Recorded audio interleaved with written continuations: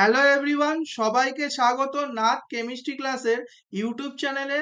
তো আজকের এই ভিডিওর মধ্যে আমরা বেসিক্যালি ডিসকাস করব হ্যালো অ্যালকেন হ্যালো অ্যারিন চ্যাপ্টারের ফিজিক্যাল প্রপার্টিজের ব্যাপারে। দেখো, ফিজিক্যাল প্রপার্টিজ নিয়ে আজকে আমরা ডিসকাস করব।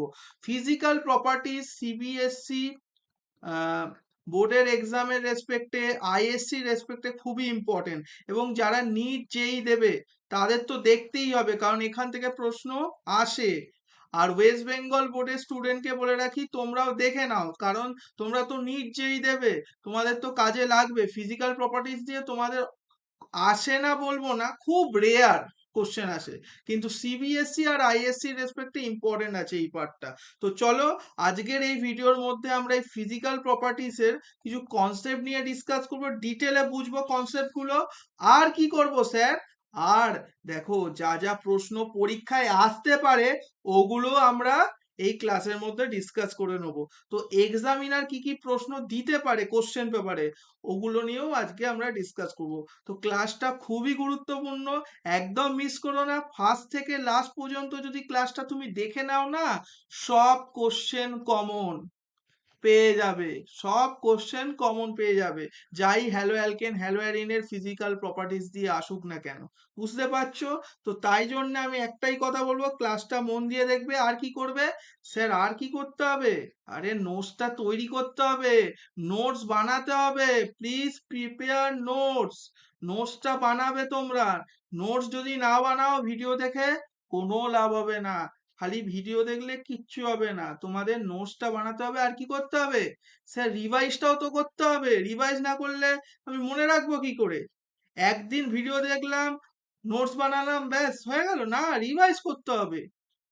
চলো, তো আমাদের ক্লাসটা চালু করা যাক। সো প্রথমেই যেই জিনিসটা নিয়ে ডিসকাস করব, যেই ফিজিক্যাল প্রপার্টিসটা নিয়ে ডিসকাস করব, ওটা হচ্ছে তোমার ফিজিক্যাল স্টেট, কালার আর ওডার। দেখো, প্রথমেই একটা আমি কথা লিখেছি যে অ্যালকাইল হ্যালাইড যারা হয় তারা কালারলেস হয়। ভালোভাবে বোঝো স্যার, অ্যালকাইল হ্যালাইড যারা হয় তারা কি হয়, কালারলেস হয়। মানে কালারের ব্যাপারে এখন আমরা ডিসকাস করছি, তাই তো? এবার অ্যালকাইল হ্যালাইড কালারলেস কখন হয়? দেখো, যখন পিওর ফর্মে থাকে। কি ফর্মে থাকবে স্যার? যখন পিওর ফর্মে থাকে।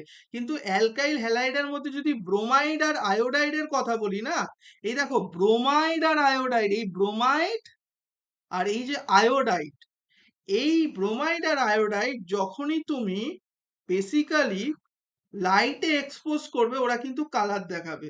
যখনই এই ব্রোমাইড আর আয়োডাইডকে লাইটে এক্সপোজ করে দেবে, তখনই ওরা কি দেখাবে বাবু, বলো না?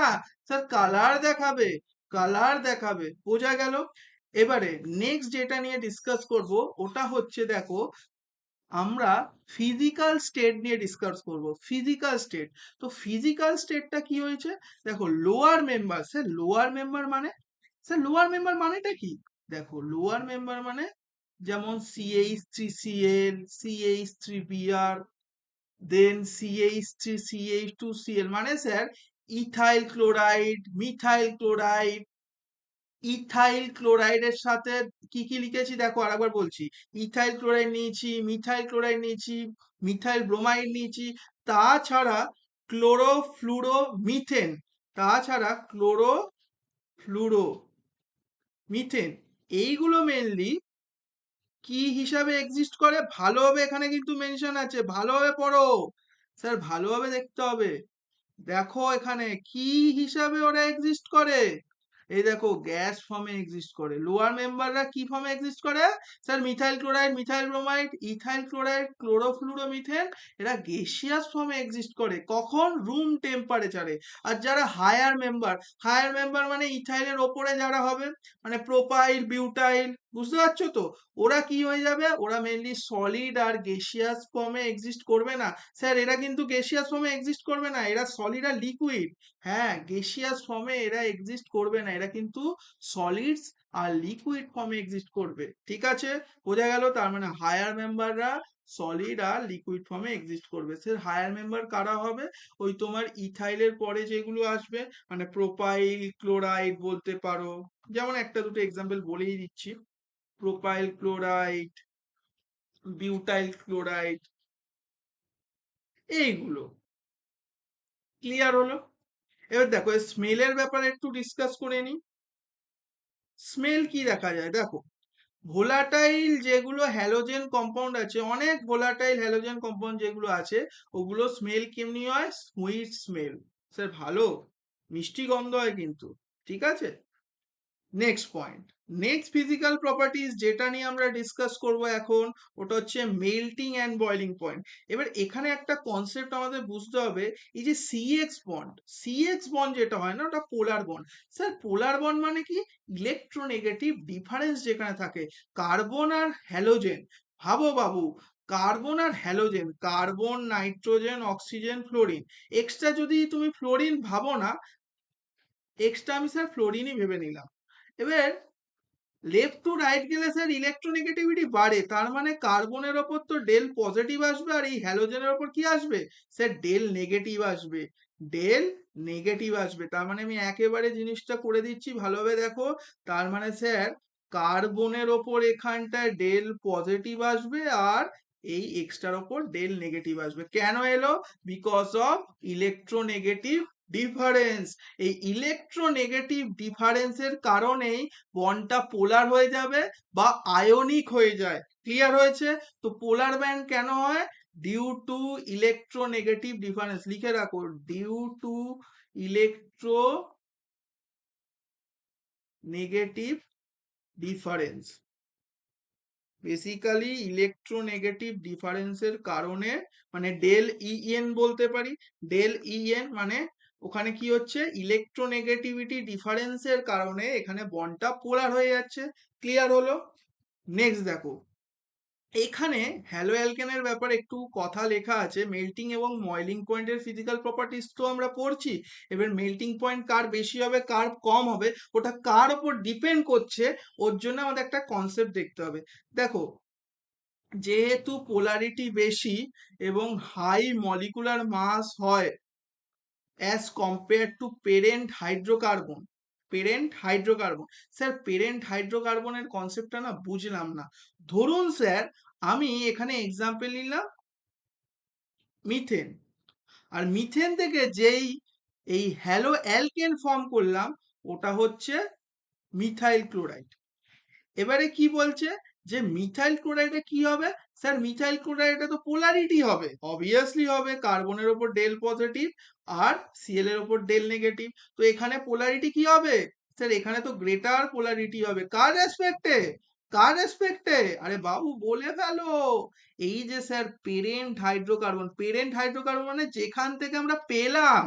স্যার বাবু স্যার কি বললেন? যেখান থেকে আমরা মেইনলি মিথাইল ক্লোরাইডটা পেলাম, ওটার নাম কি? মিথেন থেকেই পাবো। তো মিথেন থেকে আমরা কি পেলাম? এই মিথাইল ক্লোরাইড। তো এই পেরেন্ট হাইড্রোকার্বনের কি বলেছে? স্যার পেরেন্ট হাইড্রোকার্বনের মেইনলি পোলারিটিও কম হবে আর মলিকুলার মাসও কম হবে। হ্যাঁ হবে তো কম, কারণ এখানে যদি তুমি ভালোভাবে দেখো, কার্বনের মলিকুলার মাস কত হবে? কার্বনের স্যার খালি 12, আর পুরো যদি আমি মিথেনের কথা বলি, হাইড্রোজেনের 4 মানে 16 হবে। আর যদি মিথাইল ক্লোরাইডটা ভালোভাবে বোঝো, তাহলে কি হয়ে যাবে? কার্বনের 12, হাইড্রোজেনের 3, আর ক্লোরিনের তো 35.5। হ্যাঁ স্যার অনেক বেশি হয়ে যাচ্ছে, তো অনেক বেশি হয়ে যাচ্ছে, 50-এর কাছাকাছি হয়ে যাচ্ছে, 50.5 এর কাছাকাছি হয়ে যাচ্ছে।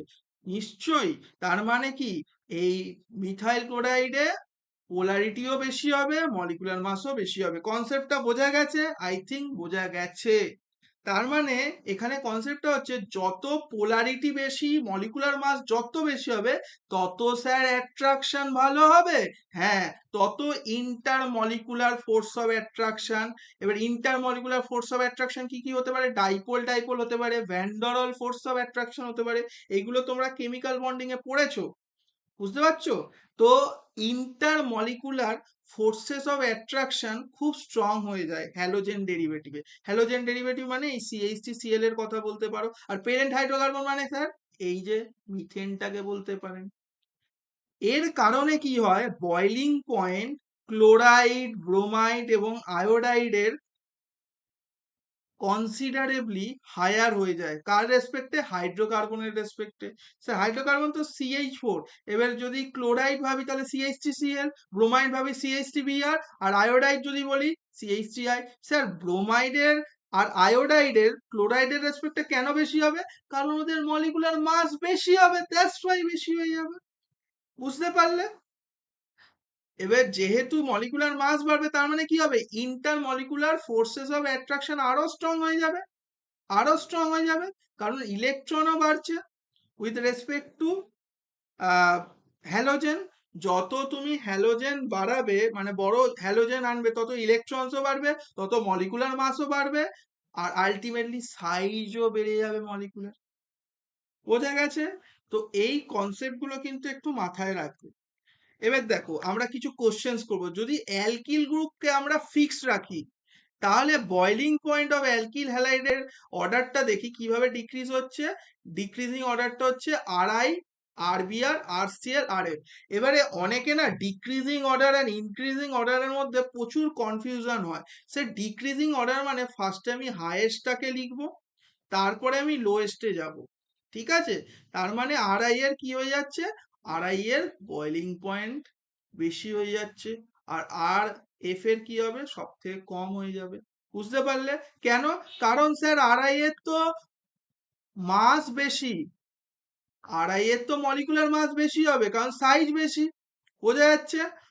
আর ওখানে যদি মাস বেশি হয়ে যায় তাহলে অ্যাট্রাকশনও আরো বেটার হবে, দ্যাটস ওয়াই। তো van der Waal force of attraction ভালো হবে, তাহলে বেড়ে যাবে আরআই এর ক্ষেত্রে। এবার এর এক্সাম্পল একটা দেখলে আরো ক্লিয়ার হবে। ধরো CH4 আছে, CH3F আছে, CH3 তোমার Cl আছে, CH3Br আছে, আর CH3I আছে।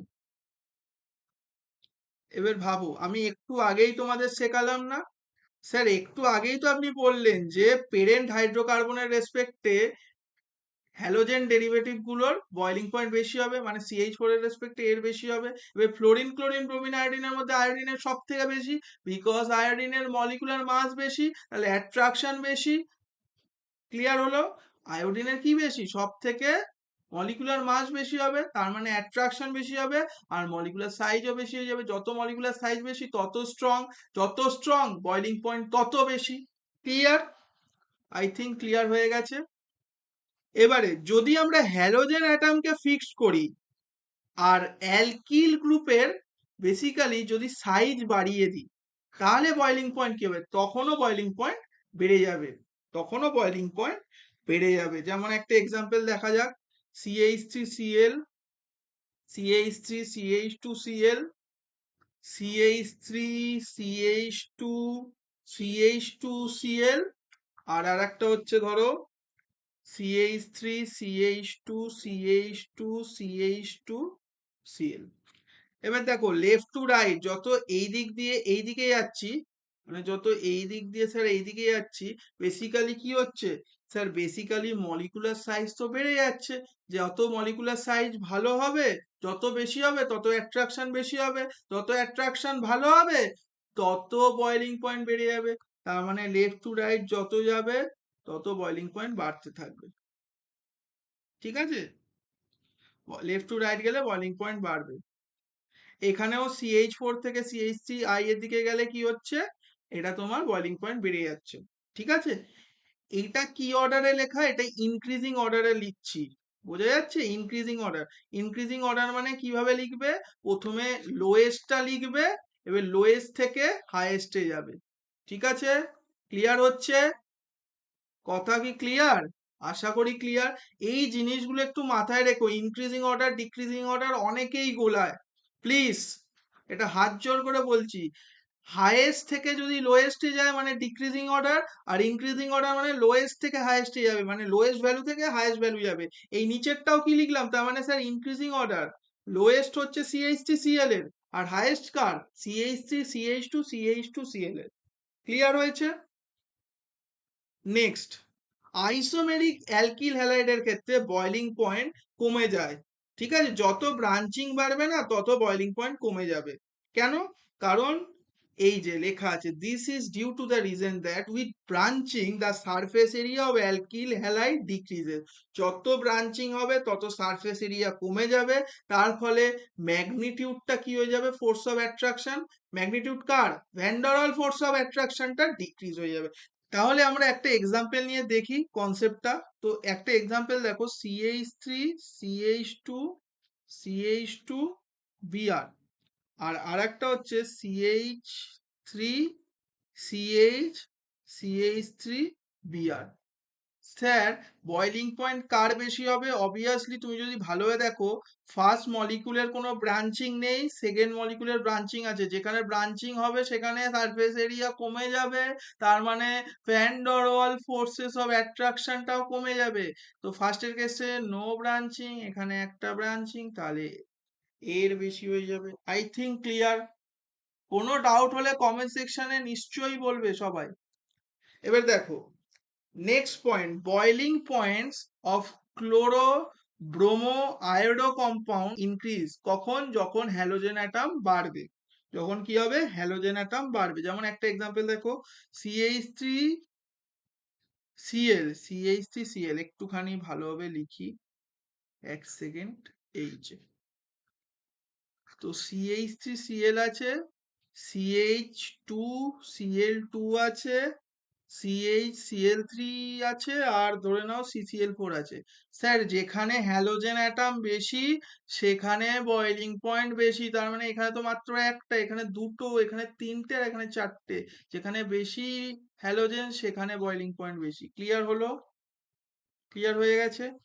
এবারে কিছু প্রশ্ন দিয়েছি, এই প্রশ্নগুলো কিন্তু এক্সাম রেসপেক্টে ভেরি ইম্পর্টেন্ট। এক্সাম রেসপেক্টে কিন্তু ভেরি ইম্পর্টেন্ট। এরম ধরনের প্রশ্ন তোমরা কিন্তু বোর্ডের এক্সামের রেসপেক্টে পেতে পারো। এইরকম প্রশ্নই দেয় জেনারেলি, বোঝা যাচ্ছে? তো আমরা কিন্তু এই প্রশ্নগুলো ডিটেলে আলোচনা করব। তো সবাই কিন্তু মন দিয়ে দেখবে, হ্যাঁ। এই প্রশ্নগুলো আমরা কিন্তু এবার ডিটেলে আলোচনা করতে চলেছি।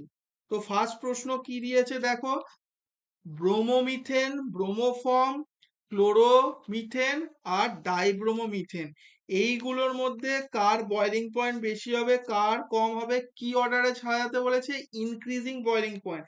ইনক্রিজিং বয়লিং পয়েন্ট মানে কি? আচ্ছা বাবু বলো, ইনক্রিজিং বয়লিং পয়েন্ট মানে কি? ইনক্রিজিং বয়লিং পয়েন্ট মানে হচ্ছে, তোমরা ফার্স্টে কি লিখবে?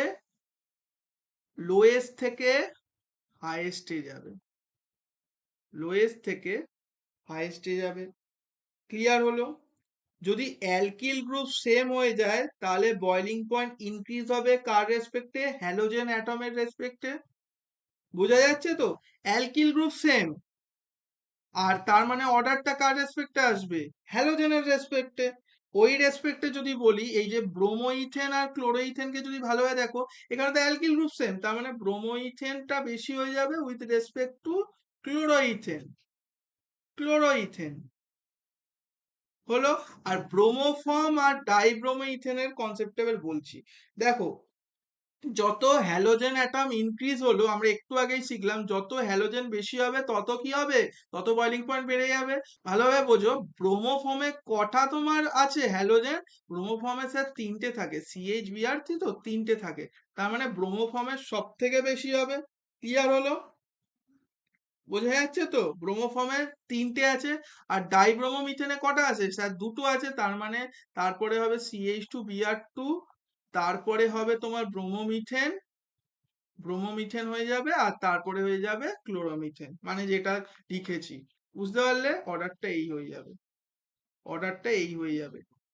মানে এটা কিন্তু সব থেকে বেশি, আর এটা হচ্ছে সব থেকে কম। মানে এবার ইনক্রিজিং অর্ডারের রেসপেক্টে যদি বলি, অর্ডারটা কিন্তু এইটা হবে না, এটা ইনক্রিজিং অর্ডারের রেসপেক্টে হচ্ছে না, কিন্তু ভালোভাবে বোঝো, এইটা কি? এটা তো হাইয়েস্ট ভ্যালু, এটা তো হাইয়েস্ট ভ্যালু, আর এটা তো লোয়েস্ট ভ্যালু। তার মানে যদি অর্ডারের রেসপেক্টে লিখি তখন কি হয়ে যাবে? ভালোভাবে বোঝো, তখন হয়ে যাবে স্যার, আমি এখানেই মুছে দেখাচ্ছি,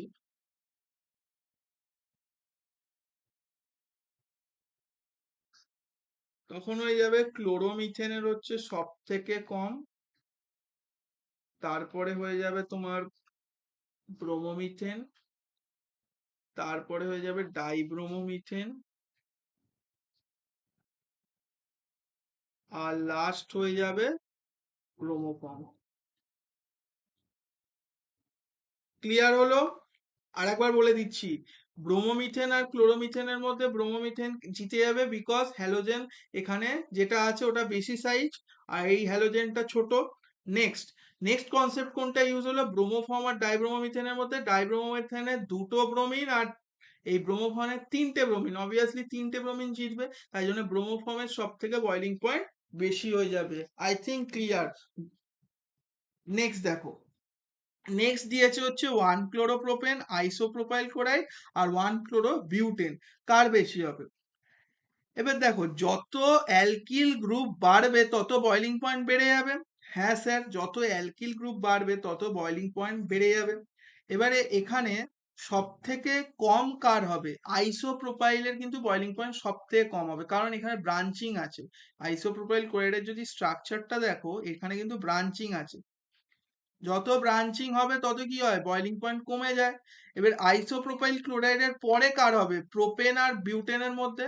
দেখো বিউটেনে যদি ভালোভাবে দেখো, বিউটেনের কি বেশি আছে, স্যার বিউটেনের ক্ষেত্রে অ্যাকচুয়ালি অ্যালকিল গ্রুপ বেশি আছে, যেখানে অ্যালকিল গ্রুপ বেশি হবে সেখানে বয়লিং পয়েন্ট বেশি হবে, এটাই তো জানলাম। তার মানে তারপরে হবে 1 ক্লোরোপ্রোপেন,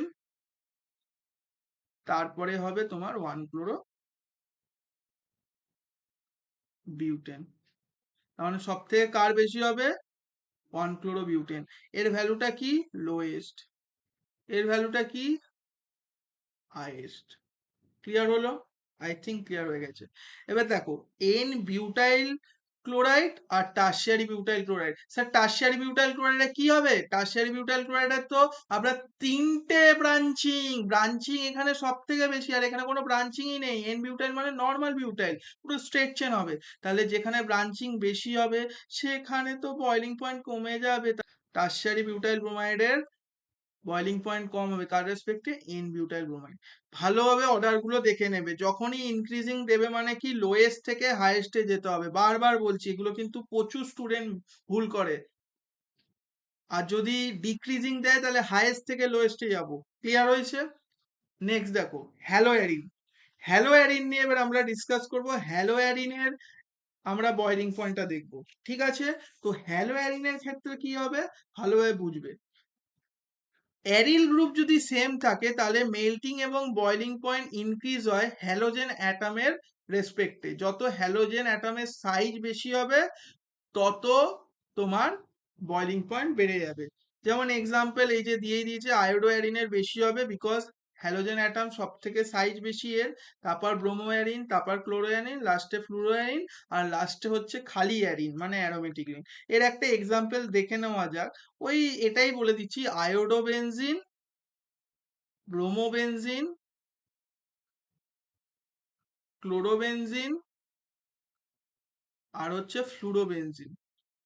ভালোভাবে বোঝো, ব্রোমোবেনজিন, আয়োডোবেনজিন, ক্লোরোবেনজিন, ফ্লুরোবেনজিন। এবার আয়োডিনের সাইজ সব থেকে বেশি মানে এখানে তোমার বয়লিং পয়েন্টও বেশি হয়ে যাবে।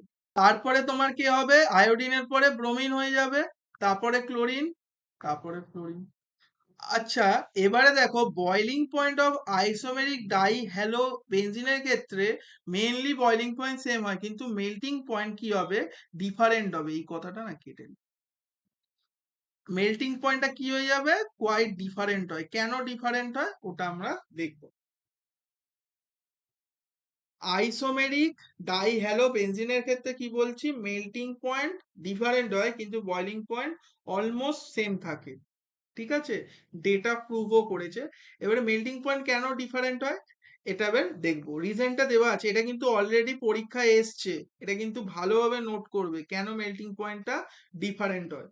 প্যারা আইসোমারের ক্ষেত্রে মেল্টিং পয়েন্টটা সব থেকে বেশি উইথ রেসপেক্ট টু অর্থো আর মেটা আইসোমার। কেন, কারণ হচ্ছে সিমেট্রি অফ প্যারা আইসোমার। প্যারা আইসোমারের সিমেট্রি ভালো, তাই জন্য ক্রিস্টাল ল্যাটিসে ভালোভাবে ওরা ফিট হয়ে যায়, ভালোভাবে ক্রিস্টাল ল্যাটিসে কি হয়ে যাবে, ফিট হয়ে যাবে উইথ রেসপেক্ট টু অর্থো আর মেটা। অর্থো মেটা অতটা তোমার কি নেই, সিমেট্রি অতটা ভালো না ওখানে। কিসের সিমেট্রি ভালো, প্যারাতে, তাই জন্য ভালোভাবে ক্রিস্টাল ল্যাটিসে ফিট হয়ে যাবে। আর অ্যাজ আ রেজাল্ট কি হয়ে যাবে, ইন্টারমলিকুলার ফোর্স অফ অ্যাট্রাকশন প্যারার ক্ষেত্রে স্ট্রঙ্গার হবে। তাই জন্যে যেখানে স্ট্রঙ্গার হবে সেটা মেল্ট হতে অনেক টাইম লাগবে, হায়ার টেম্পারেচার লাগবে উইথ রেসপেক্ট টু অর্থো আর মেটা আইসোমার। এর এক্সাম্পল এটা দেখে নিতে পারো। 1 আর 2 তে ক্লোরিন রাখলাম, 1 আর 3 তে রাখলাম, আর 1 আর 4 এ রাখলাম। ভালোভাবে বুঝবে স্যার, এই দিকেরটা প্যারা, এই দিকেরটা মেটা, আর এই দিকেরটা অর্থ, এটা বেশি সিমেট্রিক্যাল, এটা সিমেট্রি ভালো আছে, এটা ভালো সিমেট্রিক্যাল। যদি সিমেট্রিক্যাল ভালো হয় তাহলে ফিট করবে ভালো ক্রিস্টাল ল্যাটিসে। আর কি বললাম, ইন্টারমলিকুলার ফোর্স অফ অ্যাট্রাকশন ভালো হবে, তার মানে মেল্টিং পয়েন্ট বেড়ে যাবে। তার মানে সব থেকে মেল্টিং পয়েন্ট কার হবে? এর হবে। আর সব থেকে কার কম হয় জেনারেলি? সব থেকে কম কিন্তু হয় আবার কিন্তু মেটার, এটা মনে রাখবে। এটা হচ্ছে সব থেকে লিস্ট সিমেট্রি থাকে, লিস্ট সিমেট্রি থাকে। এটা তাও একটুখানি আছে সিমেট্রি ডেটা অনুযায়ী। এটা ডেটাটা লিখে নাও, মেল্টিং পয়েন্টের ডেটাটা লিখে নাও, এটা কিন্তু এক্সাম রেসপেক্টে ইম্পর্টেন্ট। এটা 256 মেল্টিং পয়েন্ট, এটা 249, আর এটা হয়ে যাবে 323। ঠিক আছে, যদি এর অ্যান্সার লিখতে আসে কি লিখবে? প্যারা আইসোমারের সব থেকে বেশি, তারপরে হয়ে যাবে অর্থ, তারপরে হয়ে যাবে মেটা। ভালোভাবে সবাই দেখো, এবার এই প্রশ্নটা অলরেডি এসছে যে প্যারা ডাইক্লোরোবেনজিনের মেল্টিং পয়েন্ট কেন বেশি হয় with respect to অর্থো and meta isomer. তাহলে এই জিনিসটা পুরো লিখবে তোমরা, অলরেডি আমরা রিজনটা লিখে দিয়েছি। ঠিক আছে, নেক্সট ডেনসিটি। ডেনসিটির কনসেপ্টটা ভালোভাবে বোঝো। ডেনসিটি কি হয়?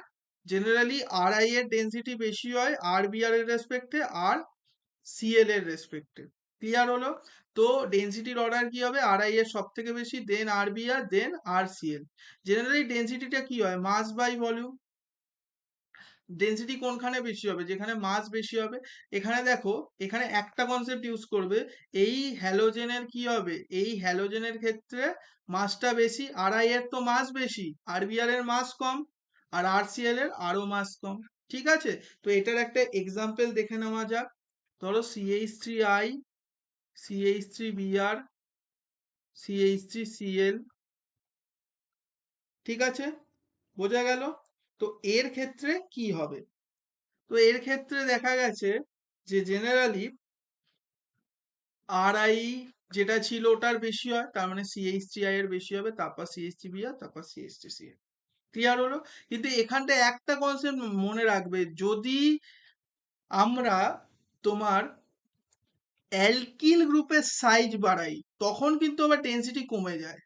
হ্যালোজেনের বাড়ালে, হ্যালোজেনের সাইজ বাড়লে ডেনসিটি বাড়ে, কিন্তু অ্যালকিল গ্রুপের সাইজ বাড়ালে কমে যায়। অ্যালকিল গ্রুপের যদি সাইজ বাড়াও তাহলে, অ্যালকিল গ্রুপের সাইজ বাড়াবে তখন কি হবে? ডেনসিটি কমে যাবে। অ্যালকিল গ্রুপের যখনই সাইজ বাড়ে ডেনসিটি কমে যাবে। তার মানে এর আবার যদি এক্সাম্পল নিই, ভালোভাবে দেখো, CH3I, CH3, CH2I, CH3, CH2, CH2I। তার মানে স্যার এটার তো অ্যালকিল গ্রুপ ছোট, এটা সব থেকে বড়, তার মানে এই CH3I এর সব থেকে বেশি হবে, তারপর ইথাইল আয়োডাইডের হবে, আর লাস্টে এটার হবে। এটা সব থেকে আপনার ডেনসিটি কম হবে। ঠিক আছে, এটার ক্ষেত্রে ডেনসিটি কম হবে। এবার দেখো, যত আমরা হ্যালোজেন অ্যাটম বাড়াবো তখনও ডেনসিটি বেড়ে যাবে। হ্যালোজেন যত সাইজের হবে তখন বাড়বে, আর হ্যালোজেন যত বাড়াবো তখনও ডেনসিটি বেড়ে যাবে। যেমন এক্সাম্পল দেখো, CH2, Cl2, CH, Cl3 আর CCl4। মানে স্যার CCl4 এর ডেনসিটি বেশি হয়ে যাবে CH2, Cl2 আর CH3, Cl3 রেসপেক্টে। ক্লিয়ার হয়েছে? নেক্সট দেখো, লাস্ট পয়েন্ট, ওটা হচ্ছে সলিবিলিটি। এটা ভালোভাবে পড়ো। হ্যালো অ্যালকেন যারা হয় তারা কিন্তু স্লাইটলি সলিউবল ইন ওয়াটার হয়। তো হ্যালো অ্যালকেনকে যদি জলে আমরা ডিসলভ করাতে চাই তাহলে কি করতে হবে? Energy is required to overcome the attraction between hello alkane molecules. মানে আমরা যদি জলে হ্যালো অ্যালকেনকে ডিসলভ করাতে চাই তাহলে আমাদের এনার্জি দিতে হবে, যাতে হ্যালো অ্যালকেন মলিকিউলের মধ্যে যে অ্যাট্রাকশনটা আছে ওটা ভাঙতে পারি। আর আমাদের কি কি করতে হবে, আর একটা জিনিস, ওয়াটারের হাইড্রোজেন বন্ডগুলোকে ব্রেক করতে হবে, ঠিক আছে। এবার দেখো, লেস এনার্জি এখান থেকে রিলিজ হবে যখন নিউ অ্যাট্রাকশন সেট আপ হবে। এবার ভাবো, যখন হ্যালো অ্যালকেন আর ওয়াটারের মধ্যে নতুন বন্ড হবে, তখন কিন্তু লেস এনার্জি এখানে রিলিজ হবে। কোথা থেকে? Between hello alkane and water molecule. কেন? কারণ এই বন্ডটা স্ট্রং হবে না। হ্যালো অ্যালকেনের মধ্যে যেই বন্ডটা ছিল ওটা অলরেডি স্ট্রং ছিল, আর হ্যালো অ্যালকেন ওয়াটারের মধ্যে যখন বন্ড, নতুন বন্ড ফর্ম হলো, যখন এদের মধ্যে নতুন স্যার একটা বন্ড ফর্ম হলো, এই বন্ডটা খুবই উইক, এই বন্ডটা উইক, তাই জন্য লেস এনার্জি আমরা এখানে রিলিজ হয়েছে। ক্লিয়ার হচ্ছে? কারণ বন্ডটাই তো স্ট্রং না অ্যাকচুয়ালি। অরিজিনাল যে হাইড্রোজেন বন্ড ছিল ওগুলো ওয়াটারের ক্ষেত্রে ওটা স্ট্রং ছিল, তার ফলে কি হচ্ছে, সলিবিলিটিটা হ্যালো অ্যালকেনস এর ওয়াটারের মধ্যে, তাহলে solubility of haloalkanes in water is low হয়ে যাচ্ছে। কিন্তু যখনই হ্যালো অ্যালকেন গুলো আমরা অর্গানিক সলভেন্টে ডিজলভ করাবো, তখন কি হয়ে যাবে, নতুন ইন্টারমলিকুলার অ্যাট্রাকশন চালু হবে হ্যালো অ্যালকেন আর সলভেন্ট মলিকিউলস এর মধ্যে, যেটা স্ট্রেংথ অলমোস্ট সেম, ঠিক আছে, অলমোস্ট স্ট্রেংথ সেম হয়ে যাবে as the one being broken in the separate hello alkane and solvent molecule. মানে হ্যালো অ্যালকেন বন্ড ভাঙার সময় যত এনার্জি লেগেছিল, যেরাম স্ট্রেন ছিল, আর সলভেন্ট মলিকিউলস এর মধ্যে যে ওই বন্ডটা ছিল, ওই বন্ডটা ভাঙতে যত তোমার স্ট্রেন ছিল, নতুন যখন আবার হ্যালো অ্যালকেন আর সলভেন্টের মধ্যে বন্ড হলো, সেমই স্ট্রেংথ হয়েছে, ঠিক আছে। এইগুলো একটু মনে রাখবে। এইখানে দিয়ে দুটো প্রশ্ন আসে, অ্যালকিল হ্যালাইড পোলার হয়েও কেন ইমমিসিবল, বা এটা দিতে পারে সলিবিলিটি অফ হ্যালো অ্যালকেন ওয়াটারের মধ্যে কেন লো। এই জিনিসটা পুরো লিখতে হবে তোমার, যেই রিজনটা বললাম না, পুরো তোমাদের ভালোভাবে লিখতে হবে। আর হ্যালো অ্যালকেন অর্গানিক সলভেন্টে কেন ডিজলভ হয়ে যায় সেটাও এখানে লেখা আছে। একটা জিনিস মনে রাখবে, জেনারেলি যারা পোলার হয় না, পোলার যারা হয় তারা পোলারে সলিউবল হয়, যারা নন পোলার হয় জেনারেলি নন পোলার হয়, তারা নন পোলারে সলিউবল হবে। লাইক ডিজলভ লাইক বলে একটা কনসেপ্ট আছে, ওটা মাথায় রাখতে হবে। Like dissolved like. Generally hello alkane যারা হয় ওরা স্লাইডলি পোলার, মানে কি নন পোলার ক্যারেক্টার বেশি আছে, আর যেই অর্গানিক সলভেন্ট গুলো হবে সেগুলোও তো নন পোলার, তাই জন্যই ওরা মিলে যাচ্ছে। কিন্তু ওয়াটার তো পোলার, আর হ্যালো অ্যালকেন তো স্লাইটলি পোলার, মানে ওই নন পোলার নেচার আছে, তাই জন্যই মিলছে না, কারণ আমরা জানি কি লাইক ডিজলভ লাইক। ক্লিয়ার হয়েছে? তো আজকের জন্য এইটুখানি। ভিডিওটা যদি ভালো লাগে কমেন্ট করে জানিও, আর তোমাদের কোনো যদি ডাউট থাকে কমেন্ট সেকশনে বলো। পড়াশোনা করতে থেকো আর আগে এগোতে থেকো। Bye bye for now.